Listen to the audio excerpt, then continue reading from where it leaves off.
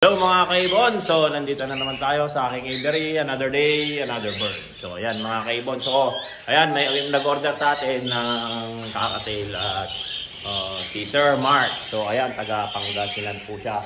So ito po yung order niya, mga kaibon, mga emerald, saka yung emerald din na pair na pinadala niya sa akin. So ito, yan, pinadala na rin natin yan, dalawang pare. So ayan mga kaibon, so ayan, ikukuha natin yan, papadala natin at ibabaksan na natin mga kaibon. So ayan mga kaibon, hello mga kaibon, so nandito na yung mga ibon na kukunin nila. So nakapack na at ready to go na mga kaibon. So ayan mga Sir Alvin saka Sir Mark, so ito na po yung ibon nyo. Antayin nyo na lang po yan mga kaibon. So ayan, hanggang sa muli, paalam.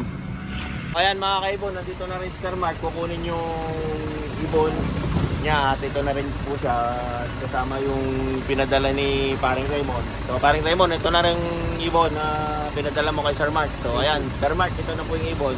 So maraming pong salamat sa tiwala nyo, Sir Mark. So, ayan mga kaibon, so naibigay na natin kay Sir Alvin at kay Sir Mark yung mga ibon. So let's go. So ayan, maraming salamat sa pagsubaybay.